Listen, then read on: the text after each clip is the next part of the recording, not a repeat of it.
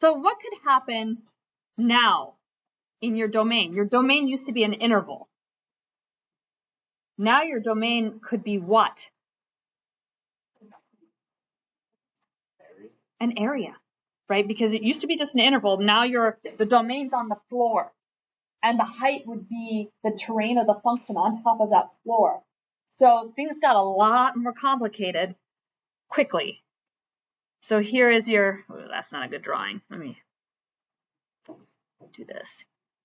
Here's your z-axis, and I'm going to try to do my best to draw a terrain.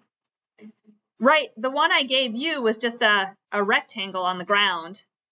That's the easiest possible thing you could have. It's kind of the equivalent of a interval, but now you're looking at a square interval, like two integrals cross product. And then your lid is what? The lid of, if you think back to integration, it's the lid. If this was just a square top, like a line across it, it's just a rectangle. It's that you have this curly thing on the top and you want to find the area underneath that. You might want to ask yourself, well, why would anybody want to do that? I'll get there and show you a real example. But here, now you have, instead of a curly, just squiggly line, you could have a whole terrain. The lid has mountains and valleys on top of it, and you want to know not area under that terrain. What would you get? What was a three-dimensional version of what you used to do with Riemann sums in calc? The volume.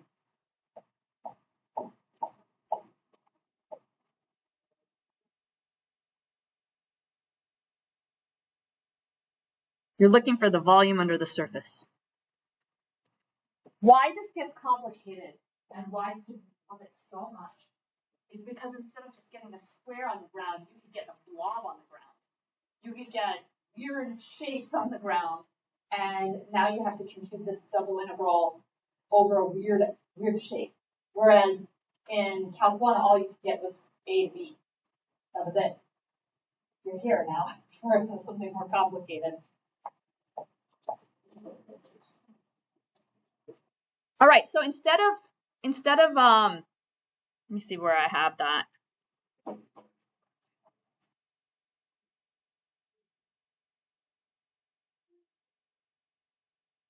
See if I have some good figures.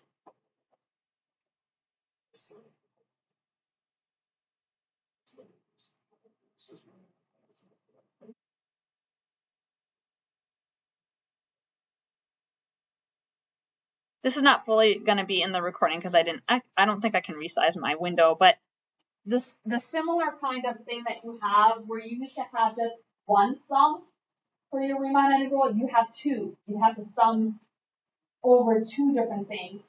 The first one would be in one direction of your rectangle or whatever you're integrating over, and the other one would be in the other direction. And instead of having just rectangles underneath a curve, you have French fries underneath the surface. And these are examples of one. For our case, we're just going to use m equals n. So they're going to be equally chopped up. So if you're two slices this way, you're two slices on the other side. So we're going to do an example that's your web assigned today. But that's what's going on. It's a three-dimensional version. Question?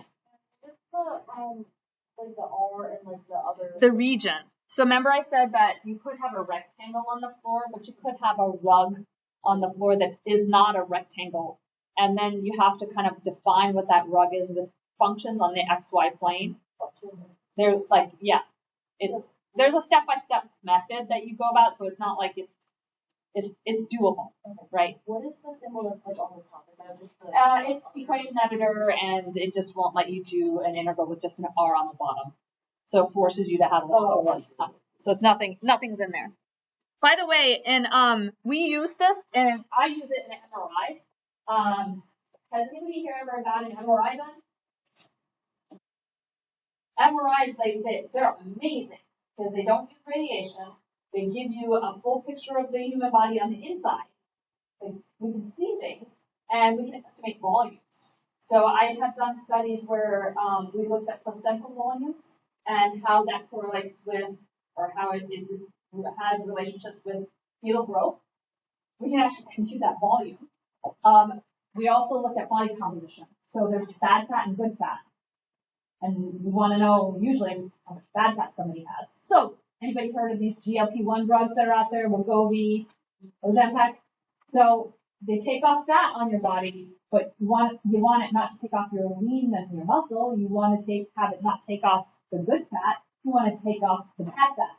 So we look inside with an MRI and we have to compute the volume of that fat. And so we do exactly this, Riemann sums.